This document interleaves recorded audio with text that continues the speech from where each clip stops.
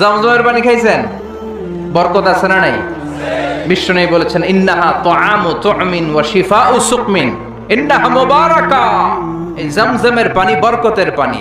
ইন্নাহা তুআমু তুমিন ওয়া শিফাউ সুকমিন, এটা খেয়ে মাউ জমজম লিমা শুরিবালা, যে রোগের নিয়তে আপনি জমজম খাবেন ওই রোগ ভালো করে দিবে কে? এই পৃথিবীতে যত পানি পাওয়া গিয়েছে সব পানির মধ্যে সবচাইতে শ্রেষ্ঠতম বরকতময় পানি হচ্ছে জমজমের পানি। কেননা এটা সাধারণ পানি নয়, এটা বিশ্বনবীর পূর্বপুরুষ সাইয়েদনা ইসমাঈল আলাইহিস সালামের পায়ের ধাক্কায় পৃথিবীতে এসেছে। এই জমজমের পানিটা এমন পানি, পৃথিবীর সব পানি খেলে শুধু তৃষ্ণা নিবারণ হয়, শুধু তৃষ্ণা। If you are thirsty, you can have the water of Zamzam. আপনার তৃষ্ণা চলে যাবে।